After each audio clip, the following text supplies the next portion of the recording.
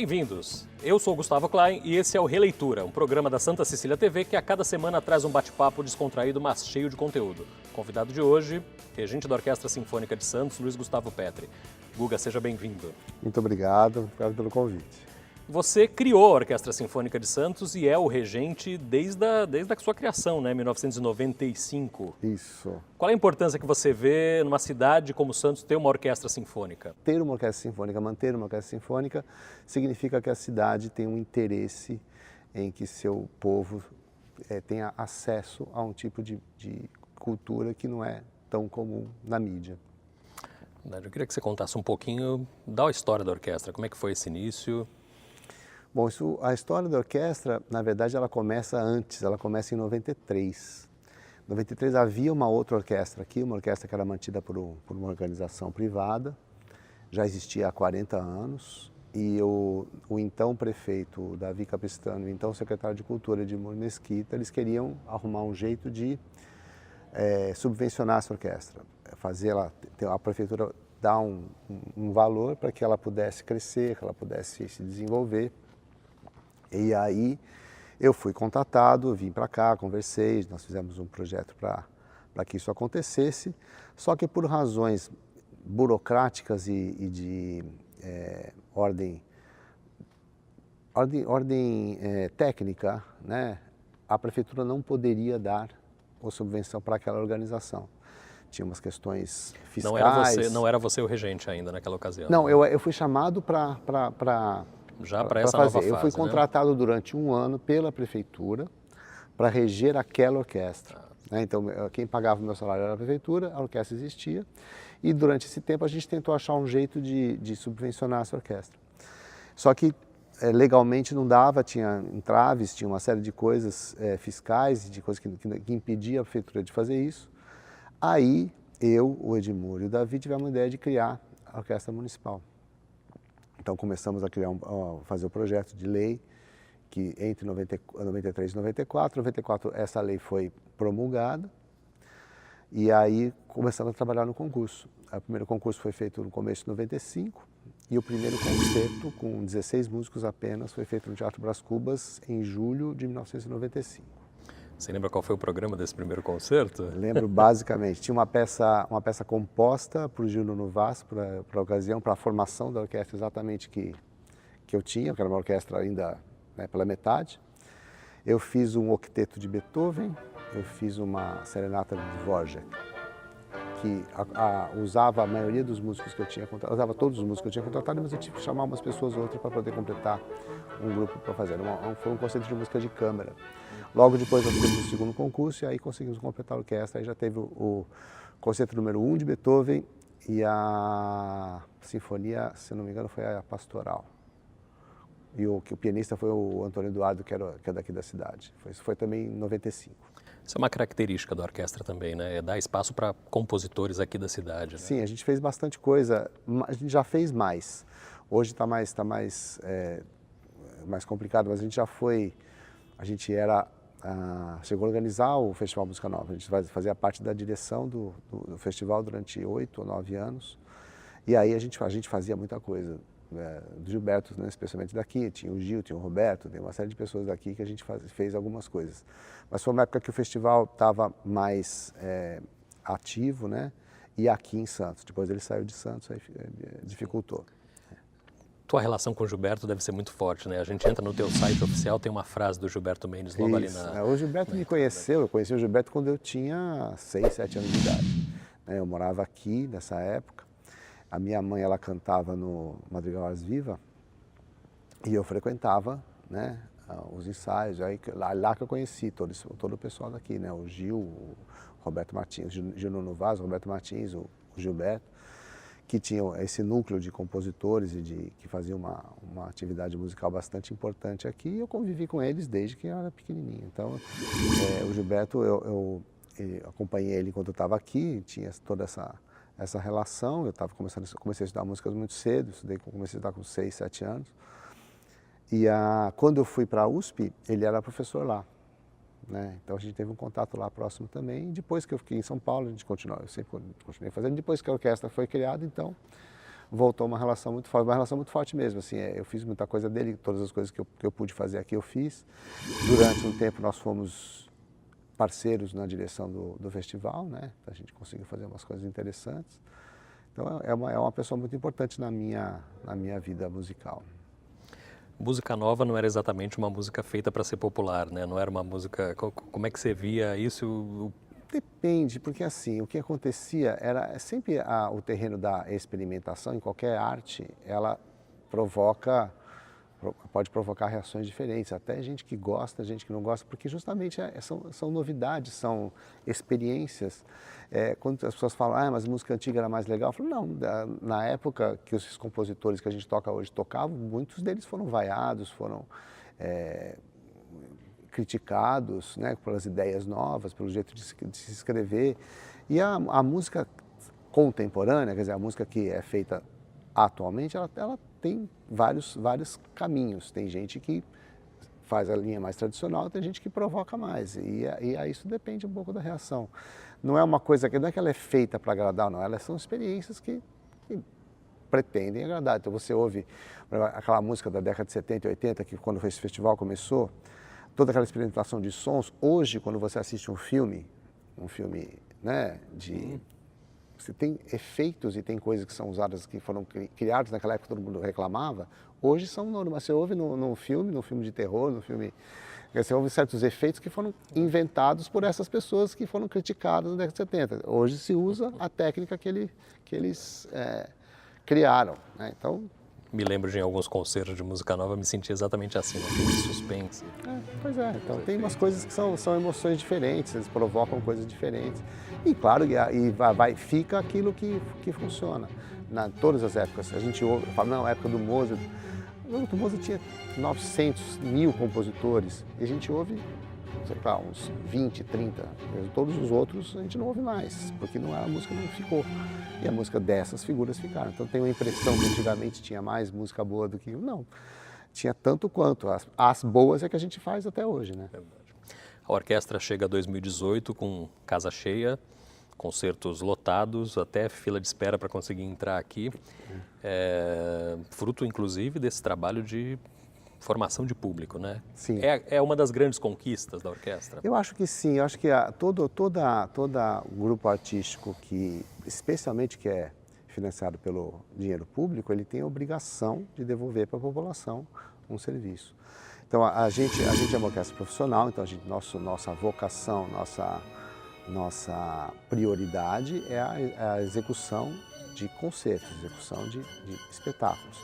Mas a gente sabe que a gente precisa de público, né? E o público só vai acontecer se você tiver algum tipo de formação. A gente fez durante muito tempo o Do Ré Mi, que agora está um pouco parado só por uma questão também técnica, mas a gente fez durante muito tempo. E esse projeto Do Ré Mi, que vinham as crianças da rede pública assistir, algumas privadas também, deram muitos frutos. Tem muita gente que hoje assiste os concertos que vieram nesse programa, e nós temos músicos da orquestra que são hoje músicos, tocam na orquestra e assistiram do Ré Mi e ficaram com vontade de participar, né? Tem gente que saiu de lá. Então, eu acho que é muito, muito importante. A gente precisa fazer mais, a gente tem ainda, estamos vivendo uma época complicada, né, de recurso, que sempre, qualquer ação que você faça precisa ter um recurso. E a gente sabe, o Brasil está complicado, né?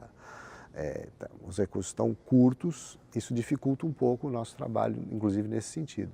Mas é importante, sim, e a gente está usando muito também as redes sociais. A gente vê o nosso público, a média de idade caiu muito, né? Isso é um bom sinal. O nosso público está jovem, tem muita gente jovem vindo, tem muita gente interessada. Você percebe lá na própria página, tem um interesse. A gente publica um evento, já começam as pessoas a se articular para vir, começa a fazer armar o rolezinho, né, para vir para assistir a orquestra. Então isso é gostoso de ver. Então, assim, nesses 23 anos, a gente conquistou um público fiel e está conquistando um público novo, isso que é importante. Porque um dos riscos quando se fala a gente tem um público fiel, a fidelização, ela é uma faca de dois gumes. Que a fidelização você vai ter aquele público, mas quando o pessoal começar a deixar de ir, você tem que ter público novo, né? Ter gente nova. E a gente está conseguindo. Nossos concertos tem atraído muita gente nova, como você falou, tem tido fila de espera, e sempre está lotado, não importa o programa que eu faça, pode ser o programa mais complexo até o mais acessível, está sempre cheio, as pessoas gostando e lotando. Isso que é fundamental. O programa Releitura de hoje recebe o regente da Orquestra Sinfônica de Santos, Luiz Gustavo Petri. A gente volta depois do intervalo.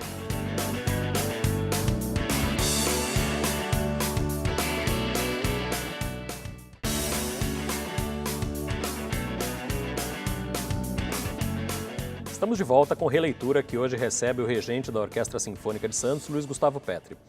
Guga, as orquestras no Brasil passam por um período complicado, fechamento de alguns corpos muito tradicionais, corte em outros. Isso acontece só no Brasil? É uma característica daqui?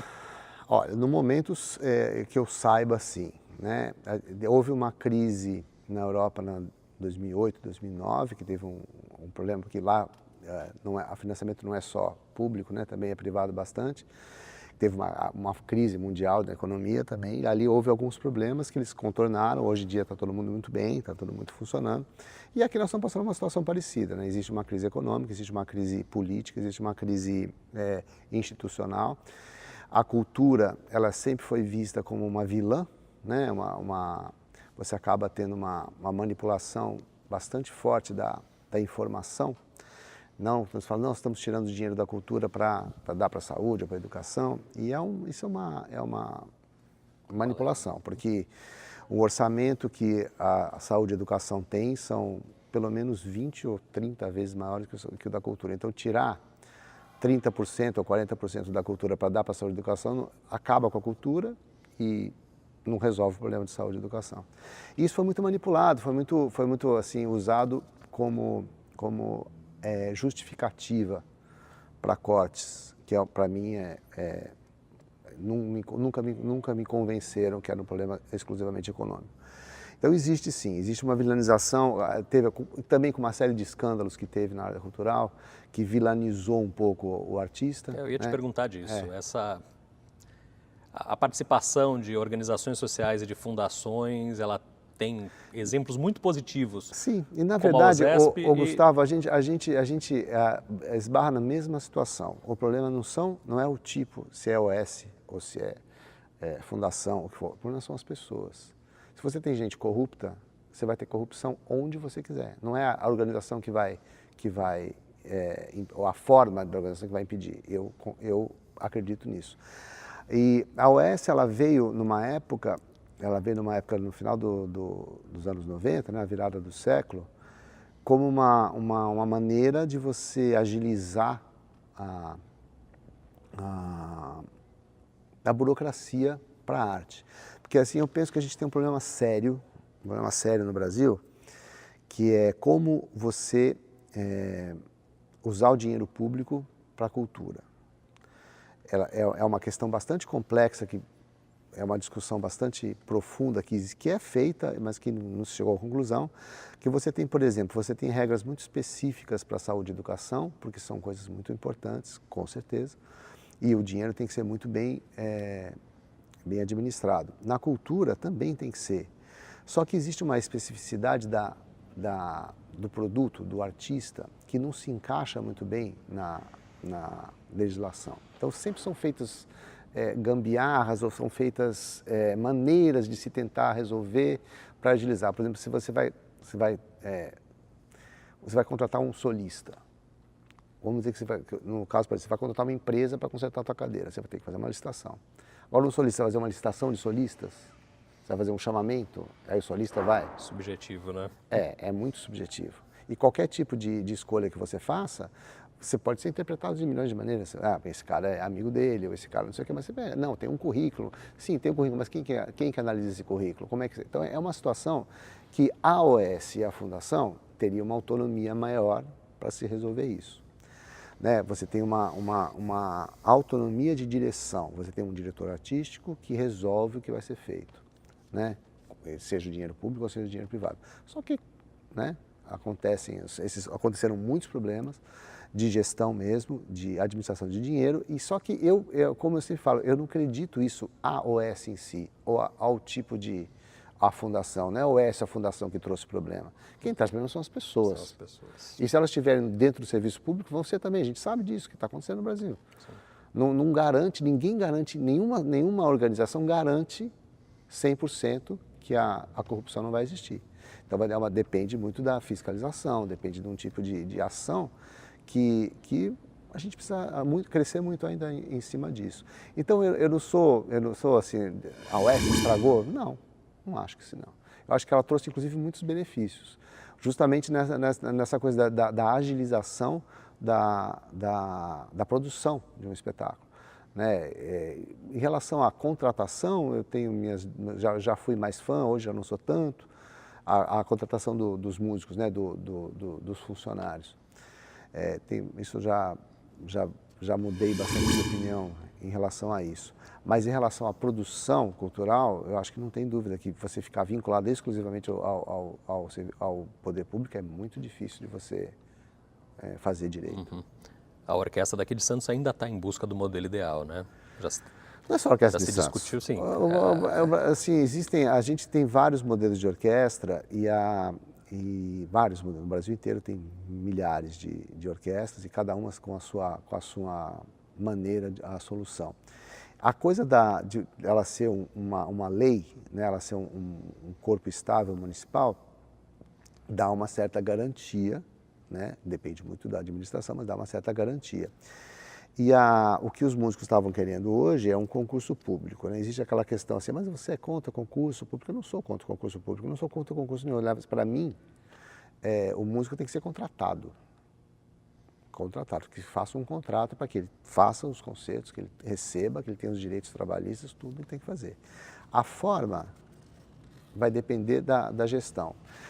Quais são os prós e contras? A única coisa que eu sou contra, não é que sou exatamente contra, mas eu discuto, e eu discuto não só com o músico, eu discuto como conceito, é a questão da estabilidade.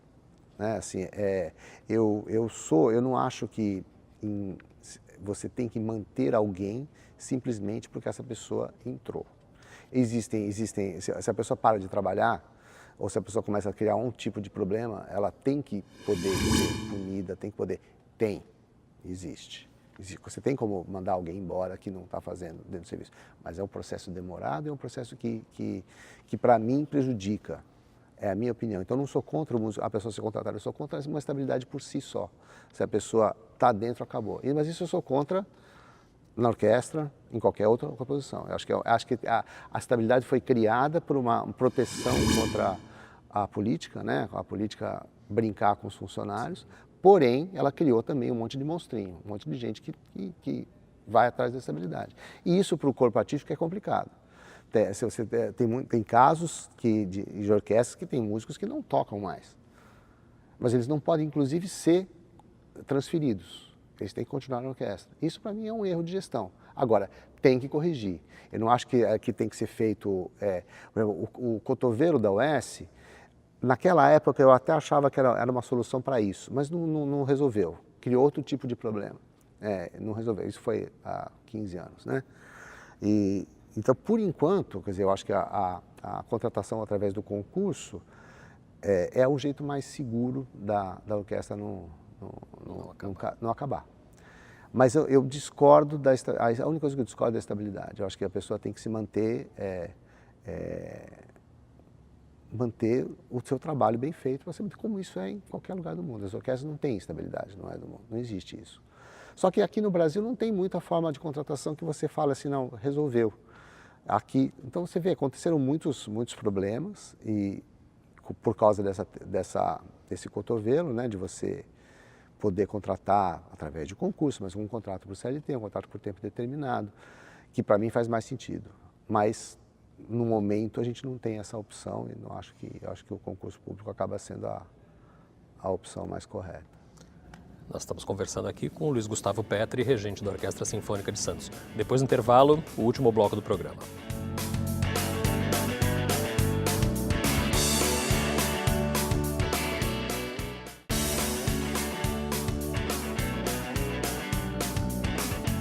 Bem-vindos, estamos de volta com Releitura, que hoje recebe Luiz Gustavo Petri, regente da Orquestra Sinfônica de Santos. Petri, toda criança brinca de reger uma orquestra imaginária. Foi assim que a tua história começou também? Foi. Exatamente, assim, foi uma coisa curiosa. Eu sempre gostei muito de música. Meu pai era químico, mas ele era um fã. Ele chegou a estudar violino quando era pequeno, até os 18, depois ele entrou na faculdade, parou, mas ele ouvia música desde o momento que ele acordava até a hora que ele dormia, saía para trabalhar, ouvia no rádio, ouvia música o tempo inteiro. E a minha mãe, ela começou com uma carreira como geógrafa e meteorologista, mas ela cantava aqui, como eu falei, ela cantava no Aziva, aqui ela sempre teve uma vida musical bastante forte, eu sempre convivi com isso. E meu pai era uma pessoa que ele tinha uma biblioteca enorme, tinha quase 2.000 livros em casa, era uma coisa incrível, meu pai lia muito, meu pai era uma pessoa muito culta. E eu, naquela época não tinha internet, não tinha joguinho, né? Então eu ficava lá na biblioteca dele e ficava fuçando. E um dia eu achei, ele tinha as partituras das 9 sinfonias de Beethoven e a primeira do Brahms. Eu achei aquilo lá, eu tinha uns 6, 7 anos, eu perguntei para meu pai o que era aquilo. Ele falou, não, isso é a música música escrita, que minha mãe já tinha dado um pouquinho de rudimentos. Mas para mim, eu falei, nós não sei o que é. Ele falou, os discos estão aqui. Aí eu pegava os discos, ficava tentando entender e fui decifrando meio quase sozinho aquilo lá, vendo a partitura e ouvindo aquilo. Ninguém aguentava mais ouvir aquilo lá e eu ouvi o dia inteiro. Aí, por uma obra do destino, assim, eu fui morar do lado, na Rua Maranhão, aqui em Santos, de uma pianista que chamava Consuelo Esteves Martins e que ela tocava o dia inteiro, dentro de casa. Aí eu fiquei amigo do filho, do Rodrigo, do Ivo, né, do pessoalzinho que a gente brincava na rua, né? E eu comecei a frequentar a casa dela. Aí ela começou a dar aula para mim e eu chegava em casa, eu pegava as partituras lá do coisa, colocava disco e ficava fingindo que eu estava regendo. Eu punha almofadas assim, desde 7, 8 anos. Aí fui estudando piano, estudei música, fui fazendo a carreira toda, depois fui para a USP. Aí acabou sendo assim, mas aí foi isso mesmo. Orquestra Imaginária. Acho que as duas próximas perguntas que eu te faria já não cabem mais, que é se a família aprovou a escolha da música e se houve conflito, se você pensou em fazer outra... Sim, pensei. Eu cheguei a entrar na física, eu entrei em física. Física? Eu fiz 2 anos. Música e matemática... Eu queria ser astrônomo, na verdade. O que mudou no cenário da música erudita de quando você se formou para agora? Nossa, bastante. Porque teve uma mudança mundial, né, na relação das artes performáticas, assim, né, das artes primeiro por causa da mudança da tecnologia mesmo, né? Então antes você assistia um concerto, era uma coisa que você se programava, você, né, ir ao teatro, você não tinha, nem sempre você conseguia um disco para ouvir, todo envolvimento com a coisa envolvia uma ação sua. Hoje todo mundo pode fazer o que quiser, né? Você pode ouvir o que você quiser, quando você quiser, com uma qualidade enorme, com internet, seja por YouTube ou Spotify, ou o que for, você vai ouvir. Então mudou toda essa relação do consumo da música para coisa. Nem sempre as organizações mudaram nesse sentido. O Brasil é um país que não tem muita rádio de música clássica, elas não são tão acessíveis, você não tem essa mistura. As crianças, elas não recebem essa informação de que existe, olha, isso aqui existe. Pois é, mas eu não sei... Como vencer isso? Eu acho que deveria ter mais sim, mas a questão é sempre uma questão econômica, né, Gustavo? Assim, para você conseguir financiamento para a sua rádio, você tem que fazer certas concessões e certas coisas que são difíceis de você decidir. Então tem, assim, eu acredito que as rádios que mostram arte diferente tinham que ter um envolvimento público maior, né? Você tinha que ter um dinheiro que não é o dinheiro do lucro, né? Fazendo isso. Como tem a Rádio Cultura em São Paulo, como tem a TV Cultura, mas que mesmo assim passa por dificuldade pelo mesmo tipo de coisa. Tem que ter um investimento de gente que não queira lucro. Né? E isso só pode ser do poder público. Né? É difícil você ter isso na iniciativa privada, especialmente aqui no Brasil. Você estava falando de novas formas de apresentar. Você tem marcado os últimos anos aí da tua trajetória também por eventos diferentes de música erudita. Você apresentou em São Paulo alguns concertos com a trilha sonora inteira de Laranja Mecânica, por exemplo. Esse foi um. Eu fiz um também com o Balé da Cidade, que tinha participação de 3 DJs, que eu fiz composição minha também lá, com eles. Sim, várias coisas diferentes, assim. Eu acho que é importante, porque justamente naquilo que eu falei, da integração das artes através de tecnologia, ela cria possibilidades que elas podem ser oferecidas. Eu não acho que isso é isso que vai atrair o público. Eu acho que o público que vai assistir a Laranja Mecânica não é o mesmo público que vai assistir um concerto. são outros públicos, é outro público, mas pode ser que se interesse. Uma das coisas que eu vi que o Reino Unido fez, eles criaram um festival no sul, eu esqueci agora o nome, no sul da ilha, e que tinham, em vez de eles fazerem um monte de salas grandes, eles fizeram 5, 6 salas menores, como faz no cinema hoje, né? São salas menores, e você apresenta coisas diferentes, então tem balé, tem teatro, tem não sei o que tal, e a lotação é pequena. A pessoa vai para lá e não consegue entrar, ela vai ver outra coisa, e quando ela vê outra coisa, ela acaba se interessando pela outra coisa também. Então, acho que numa programação que nem a gente faz aqui, a gente procura variar, porque certamente em algum programa que você faça alguma coisa diferente, atrai um público que vai ver também uma outra coisa. Ah, nossa, a orquestra faz toda última quinta-feira do mês, então eu vou assistir um outro concerto. Isso acaba funcionando, sim. Você também fez operetas, né? Pequenas operetas nos últimos anos. Não, eu fiz o trabalho de ópera curta, que era uma adaptação de óperas, eu fiz muito musical também, alguns musicais eu fiz, né? Fiz West Side Story, fiz My Fair Lady, fiz Cabaré, fiz Vitor Vitória, fiz direção musical desses espetáculos também. Ganhou prêmios, inclusive, por esse trabalho, né? O ano passado eu ganhei como eu falei, de melhor direção musical, o prêmio Bibi Ferreira. O arranjo era teu também, desse espetáculo? Não, a direção musical. Eu fiz uma adaptação, quer dizer, uma adaptação da orquestra original, que a orquestra original era de 30, eu passei para 14 músicos, eu fiz toda uma reorquestração.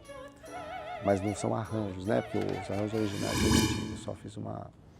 Isso virou uma febre nos últimos anos no Brasil, né? As sim. musicais é um mercado muito bonito, é um já. mercado bom para quem trabalha, para os artistas, porque tem orquestra, tem cantor, tem bailarino, tem ator, tem muita gente trabalhando, é uma coisa, eu acho incrível, é muito legal.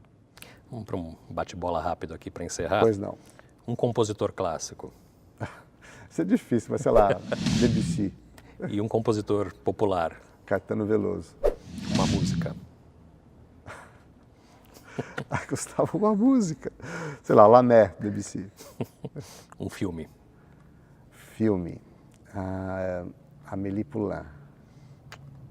Um sonho que você já realizou. A criação da orquestra. Esse era um sonho que eu já realizei. E um sonho que você ainda não realizou. Reger as óperas de Wagner. Orquestra grande, né? Sim. O teatro também. Luiz Gustavo Petri, definido por Luiz Gustavo Petri. É uma pessoa que sempre buscou o caminho dele naquilo que ele gosta de fazer, né? Eu nasci querendo fazer música, procurei meu caminho de todas as maneiras envolvendo música, seja como amador, seja como profissional, seja como consumidor. Eu vivo assim, eu vivo pela música, para a música, e é ela que me alimenta. Mas também gosto de futebol, sou palmeirense, né?